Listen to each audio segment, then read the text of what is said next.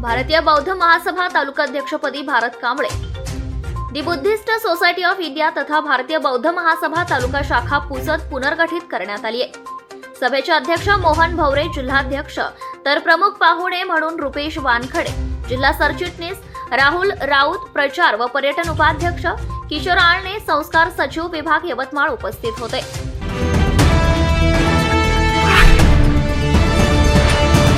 अपघातात इसम जखमी झाल्याची घटना घडली आहे। या प्रकरणी दुचाकीने दोघे जात असताना अज्ञात वाहन चालकाने वाहन निष्काळजीपणे चालवून दुचाकीला धडक दिल्याने अपघात होऊन ठेकेदार ग्यासुद्दीन समसुद्दीन काजी हे जखमी झाले आहेत।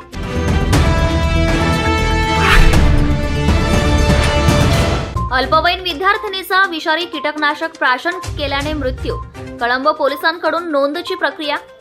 कळंब तालुक्यातील तिरझडा येथील 9व्या वर्गात धोत्रा येथील हायस्कूलमध्ये शिकत असलेली मुलगी कुमारी वैष्णवी गजानन दाते वय 15 वर्ष हिने गुरुवार दिनांक 26 डिसेंबर रोजी आईवडील शेतात कामाला गेले असल्याने घरी कोणी नसल्याचं पाहून सायंकाळी 4:30 वाजताच्या दरम्यान घरीच विषारी कीटकनाशक प्राशन केले असल्याने कळंब ग्रामीण रुग्णालयात आणले असता उपचारादरम्यान मृत्यू झाला आहे।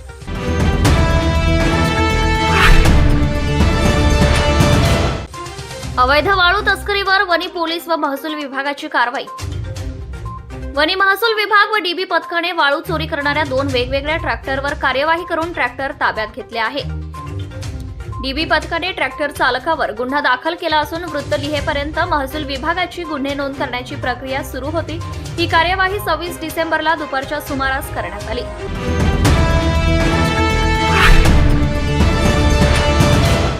वृद्ध व जलसंधारणाच्या जनजागृतीसाठी काढणार पाणलोट यात्रा, मंत्री संजय राठोड यांची माहिती। माती आणि पाणी या 2 महत्त्वाच्या घटकांशी निगडीत असलेल्या मृद व जलसंधारण विभागाअंतर्गत जलसंवर्धनाच्या जनजागृतीसाठी नवीन वर्षात पाणलोट रथयात्रा काढण्यात येणार आहे।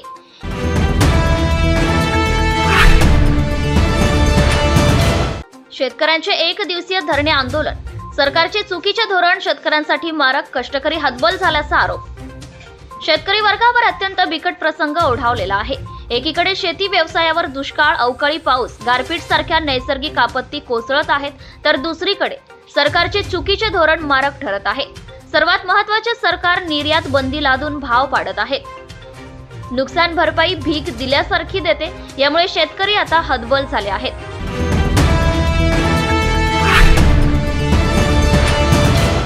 अवैध गौण खनिजाची वाहतूक करणारे टिप्पर जेसीबी जप्त, कासोळा येथे महसूल विभागाची कारवाई। महागाव तालुक्यातील कासोळा येथे 23 डिसेंबर रोजी दुपारी महसूल विभागाने अवैध गौण खनिज उत्खनन करून वाहतूक करणाऱ्या 1 टिप्पर व 1 जेसीबी मशीनवर धडक कारवाई केली आहे। काळी दौलत सर्कल मधील कासोळा येथे जेसीबीच्या सहाय्याने अवैध गौण खनिज उत्खनन करून टिप्परद्वारे वाहतूक करण्यात येत असल्याची गोपनीय माहिती महागावचे तहसीलदार अभय मस्के यांना मिळाली। मिळालेल्या माहितीवरून मंडळ अधिकारी गोविंद ठाकरे आणि त्यांचे पथक घटनास्थळी दाखल झाले।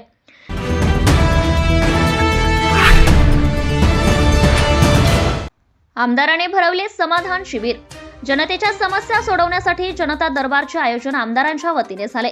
यात नागरिकांच्या समस्यांबाबत सर्व विभागाच्या अधिकाऱ्यांच्या उपस्थितीमध्ये समस्यांचे निवारण करण्यासाठी जनतेला मार्गदर्शन करून जनतेचे अर्ज स्वीकारून समस्या सोडवण्यासाठी समस्याधारकांची समस्या ऐकून त्याच विभागाच्या अधिकाऱ्याला जाब विचारून नागरिकांच्या समस्यांचे समाधान केले।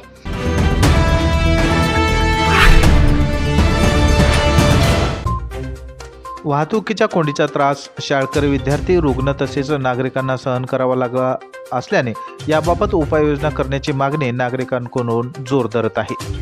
पुसद शहरातील छत्रपती शिवाजी महाराज चौक, बसस्टँड परिसरातील महात्मा फुले चौक, त्यासोबतच डॉक्टर बाबासाहेब आंबेडकर चौक, गुजरी चौक आणि महात्मा गांधी चौकासोबतच सुभाषचंद्र बोस चौकामध्ये सुद्धा वाहतुकीची कोंडी होत असल्याने नागरिकांना सोबतच विद्यार्थी तथा रुग्णांना या कोंडीचा त्रास सहन करावा लागत आहे।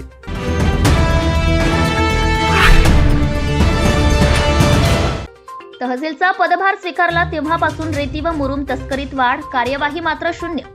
तालुक्यातील अवैध रेतीचे उत्खनन थांबता थांबेना। महागाव तालुक्यातील रेती तस्करी प्रकाश झोतात आल्यानंतर महसूल यंत्रणा ऍक्शन मोडवर आली आहे। मागील काही दिवसांपूर्वी महसूल प्रशासनाने काळी दौलत खान व वाकण येथे अवैध मुरुम व रेती उत्खनन करणाऱ्या तस्करांवर कारवाई करून गाजाबाजा केला. परंतु तालुक्यातील फुलसावंगी, काळी टेंभी, धनोडा, हिवरा, दहिसावळी, वाकण, तिवरंग, मोरथ, वाकोडी या ठिकाणी रेती तस्करांना महसूल विभागाने खुली सूट दिली असल्याचं पाहावयास मिळत आहे. अहोरात्र तस्करांची धुमाकूळ सुरू असून प्रशासन मात्र मूग गिळून चूप आहे. तहसील प्रशासन झोपेचं सोंग घेत असल्याने रेती तस्कर भर दिवसा ट्रॅक्टर व टिप्परने रेतीची तस्करी करीत आहेत.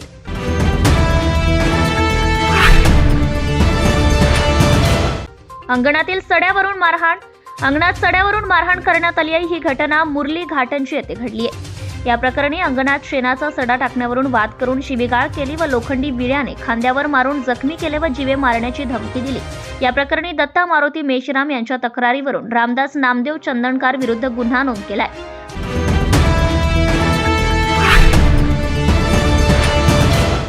महागाव पंचायत समितीत शिक्षकांच्या मागणीसाठी विद्यार्थ्यांनी भरवली शाळा. वागद-इजारा येथील जिल्हा परिषद मराठी शाळेत विद्यार्थ्यांची पटसंख्या 45 असून या ठिकाणी एकच शिक्षक कार्यरत आहे. तालुक्यात अनेक ठिकाणी 15 विद्यार्थी संख्यांची पटसंख्या असतानाही 2-2 शिक्षक त्या ठिकाणी नियुक्त आहे. ज्या ठिकाणी गरज असताना शिक्षक नाही, याच विधायक मागणीसाठी वागद-इजारा येथील 1 ते 4थी पर्यंतच्या चिमुकल्या विद्यार्थ्यांनी आपल्या पालकांसह गटविकास अधिकारी यांच्या कार्यालयात शाळा भरवली आहे.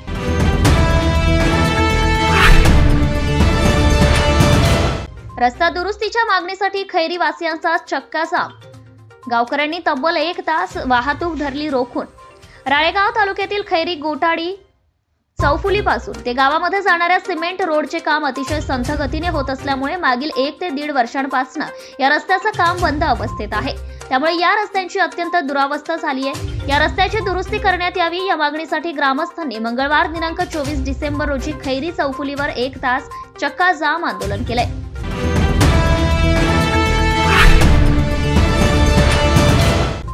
शेतकऱ्यांची ऊस तोडणीसाठी लूट, साखर कारखान्यांची बघ्याची भूमिका, कारखाना प्रशासनाचे दुर्लक्ष. ज्या ऊस उत्पादक शेतकऱ्यांच्या भरवशावर ज्या साखर कारखानदारांची दुकानदारी चालते, त्या ऊस उत्पादक शेतकऱ्यांची कारखान्याकडे ऊस नेण्यासाठी आर्थिक लूट सुरू असताना साखर कारखाना प्रशासन मात्र याकडे जाणीवपूर्वक दुर्लक्ष करीत असल्याचं शेंबाळ पिंपरी परिसरात दिसून येत आहे. पुसद तालुक्यातील इसापूर धरणामुळे जलसमृद्ध झालेल्या शेंबाळ पिंपरी परिसरातील शेतकरी अस्मानी आणि सुलतानी संकटांना कंटाळून देशोधडीला लागलेला शेतकरी हमी आणि नगदी पीक म्हणून ऊस पिकाकडे वळला. शेंबाळ पिंपरी परिसरासह उमरखेड, महागाव लगत असलेल्या मराठवाड्यातील हदगाव, कळमनुरी परिसरात मोठ्या प्रमाणावर शेती क्षेत्र ऊस लागवडीखाली आल्याने 2 बंद तर नवा साखर कारखाना अस्तित्वात आलाय.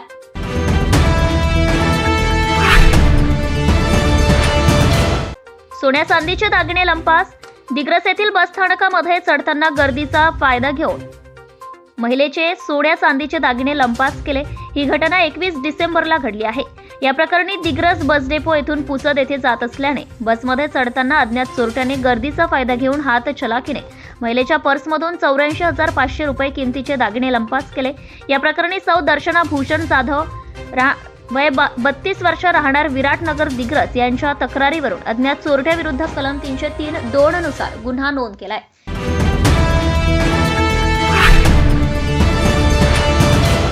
आज दिनांक 22 डिसेंबर 2024 रोजी रविवारला देवळी येथे विदर्भ कुस्तीगीर संघाची कार्यकारिणी बैठक आयोजित करण्यात आली होती. या सभेत अध्यक्ष म्हणून विदर्भ कुस्तीगीर संघाचे अध्यक्ष माननीय श्री रामदास भाऊ तडस व प्रमुख पाहुणे म्हणून माननीय आमदार राजेशजी बकाणे, देवळी आमदार साहेब, तसेच विदर्भ कुस्तीगीर संघाचे कार्याध्यक्ष डॉक्टर संजयजी तिरथकर सर अमरावती उपस्थित राहून या बैठकीत देवळी या ठिकाणी महिला महाराष्ट्र केसरी व महिला अजिंक्यपद स्पर्धा जानेवारी महिन्यात 17, 18 आणि 19 रोजी महिला महाराष्ट्र केसरी स्पर्धेची तारीख सर्वांच्या मताने ठरवण्यात आली. या बैठकीत विदर्भ कुस्तीगीर संघाचे 13 जिल्ह्यातील सर्व पदाधिकारी उपस्थित होते.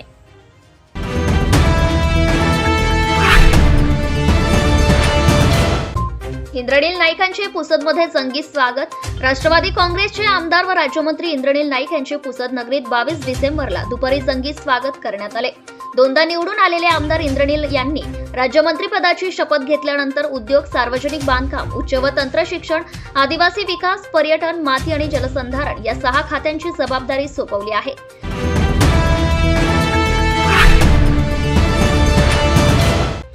माननीय श्री इंद्रनील भाऊ नाईक साहेब यांची राज्यमंत्री उद्योग, सार्वजनिक बांधकाम, उच्च व तंत्र शिक्षण, आदिवासी विकास, पर्यटन, मृद व जलसंधारणपदी नियुक्ती झाल्याबद्दल पुसद नगरीत प्रथम आगमनानिमित्त स्वागत समारोह इटावा वार्ड तसेच पुसद येथील नागरिकांनी आयोजन केले होते।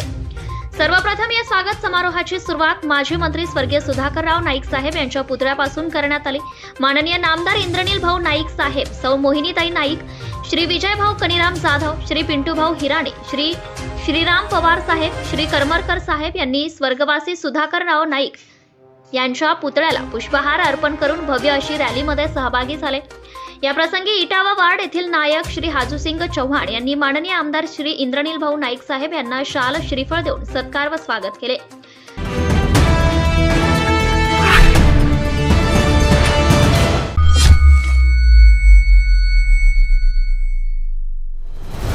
आपले हक्क अधिकार मिळवून देण्यासाठी सत्ताशाही, न्यायासाठी सत्ताशाही, भ्रष्टाचार उघड करणार सत्ताशाही, लोकांच्या कल्याणासाठी सत्ताशाही, लोकजागृतीचे माध्यम सत्ताशाही, लोकशाही टिकविण्यासाठी लढाई म्हणजे सत्ताशाही, शासन प्रशासनाला कर्तव्याची जाणीव करून देणार सत्ताशाही, चालू घडामोडीचे अपडेट मिळवण्यासाठी सत्ताशाहीच्या YouTube चॅनलला आजच सबस्क्राईब करा।